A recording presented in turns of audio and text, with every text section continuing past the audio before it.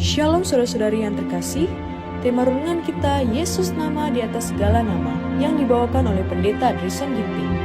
Shalom saudaraku, bersama kembali dalam renungan kitab di pagi hari ini, Rabu 18 Desember 2024 dengan judul Penebus.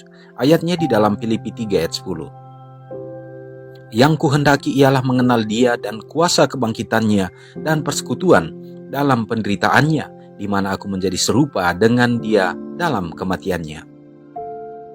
Pekerjaan Paulus di Efesus sudah berakhir. Pekerjaannya di sana menjadi suatu suasana kerja yang tak putus-putusnya tentang banyak ujian dan penderitaan yang mendalam. Ia telah mengajar orang-orang secara umum dan dari rumah ke rumah, dan banyak air mata memberi nasihat dan mengamarkan mereka. Dengan terus-menerus, ia telah dilawan oleh orang Yahudi yang tidak mau kehilangan kesempatan untuk menimbulkan perasaan yang populer terhadap dia. Dan dengan demikian, sementara berperang melawan penggodaan, mendorong dengan semangat yang tidak mengenal jerih lelah mengerjakan Injil dan menjaga minat suatu sidang yang masih muda di dalam iman, Paulus membawa ke atas jiwanya suatu beban yang berat untuk segala sidang. Kabar tentang kemurtatan dari antara beberapa sidang yang didirikannya sendiri menyebabkan dia sangat bersusah hati. Ia khawatir bahwa usahanya untuk kepentingan mereka dapat terbukti sia-sia belaka. Hampir setiap malam waktunya tidur digunakan untuk berdoa dengan pikiran yang sungguh-sungguh, sebagaimana ia mempelajari metode-metode yang digunakan untuk meniadakan pekerjaannya. Sementara ia mempunyai kesempatan dan sementara keadaan mereka menuntut, ia memulai kepada sidang-sidang memberikan teguran, nasihat, dan peringatan dan kekuatan. Dalam surat-surat ini, Rasul itu tidak membicarakan pencobaannya sendiri, tetapi sekali-sekali ada pandangan tentang pekerjaan dan penderitaannya dalam pekerjaan Kristus. Bilur-bilur dan pemenjaraan, kedinginan dan kelaparan dan rasa haus, bahaya melalui daratan dan melalui lautan, di dalam kota atau di padang belantara, dari teman-teman senegrinya sendiri, dari orang-orang kafir, dari saudara-saudara yang palsu. Semua perkara ini dialami untuk kepentingan Injil. Ia difitnah, dimaki, dijadikan sama dengan kotoran dari segala sesuatu, habis akal, dianiaya, dalam segala hal kami ditindas, dalam bahaya setiap saat, selamanya diserahkan kepada kematian untuk nama Yesus. Di tengah topan pertentangan yang terus-menerus, teriakan dari musuh-musuh dan dari yang ditinggalkan oleh teman-temannya, Rasul yang berani itu hampir patah hati. Tetapi ia memandang kembali ke Kalvari, dan dengan semangat yang baru ia maju untuk mengabarkan pengetahuan tentang yang sudah tersalib. Ia hanya menempuh jalan yang berlumuran darah yang telah ditempuh oleh Kristus di hadapannya. Ia tidak mencari kelepasan dari pertempuran sampai ia harus meletakkan senjata perlengkapannya di kaki penebusnya itu. Renungkan lebih dalam. Bagaimanakah saya membangun warisan kesetiaan dalam pencobaan seperti yang dilakukan Paulus selama perjalanan panjangnya dalam pelayanan? Siapakah yang akan dikuatkan imannya dengan melihat bagaimana saya melewati saat-saat penderitaan? Saudara yang kekasih dalam nama Tuhan, sungguh luar biasa. Bagaimana kisah daripada perjalanan iman dan mengikut kebenaran Kristus dan menjalankan semua tanggung jawab yang diembankan oleh Allah melalui kebenaran yang ada pada rasul-rasulnya, yaitu Rasul Paulus pada saat itu. Bebannya hanyalah jiwa-jiwa. Pikirannya selalu dipenuhi bagaimana supaya anak-anak Tuhan, gereja Tuhan, sidang Tuhan akan selalu teguh di dalam iman dan percaya.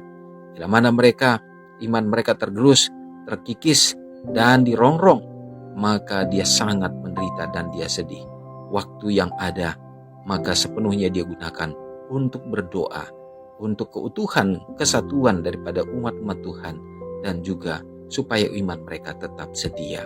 Saudara yang kekasih dalam nama Tuhan, inilah yang penting bagi kita juga di akhir zaman ini.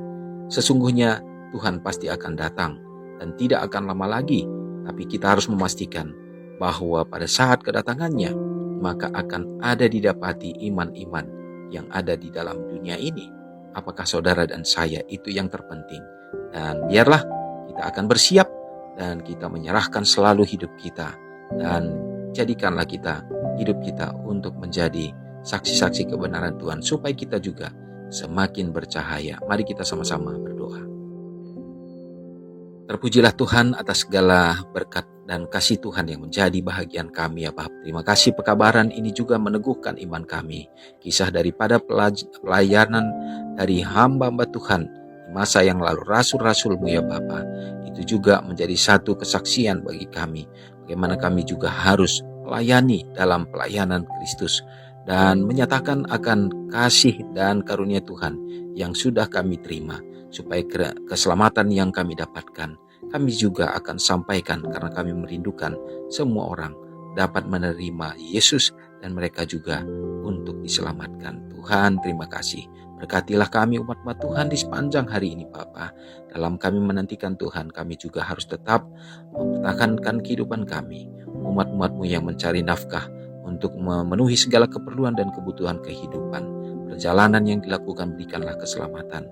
Demikian juga bukakan tingkap langit segala usaha, segala pekerjaan yang dilakukan, rencana-rencana yang dipikirkan. Semua akan berhasil berjalan dengan baik dan juga memperoleh peningkatan-peningkatan. Melalui itu semua Bapa, umat-umat Tuhan juga bersukacita untuk tetap terlibat dan setia melayani pekerjaan Kristus. Umat-umat-Mu yang berada dalam keadaan lemah iman, Tuhanlah yang akan meneguhkan yang sakit ya Tuhan. Jamahan kuasa-Mu menjadi bagian mereka. Pulihkanlah ya Bapa, dan melalui kesembuhan itu iman mereka juga akan semakin diteguhkan. Bila mana pada hari ini juga umat Tuhan yang berada di tengah bencana alam, dimanapun berada oleh karena faktor cuaca yang tak menentu, Tuhan juga yang akan memberkati. Dan melalui semua ini pun Bapa mengarahkan iman kami, menunjukkan bagaimana tanda-tanda kedatangan Tuhan yang semakin dekat. Terpujilah Tuhan, dan kami serahkan hidup kami sepanjang hari ini hanya ke dalam tangan Tuhan saja. Ampuni dosa kami Tuhan, dalam nama Yesus kami berdoa. Amin. Selamat pagi, selamat beraktivitas. Tuhan Yesus memberkati. Ingatlah Matius 5 ayat 13-16. Biarlah kamu menjadi garam yang mengasinkan dan terang yang menyinari kehidupan orang lain. Jangan lupa subscribe, like, dan share ke seluruh dunia.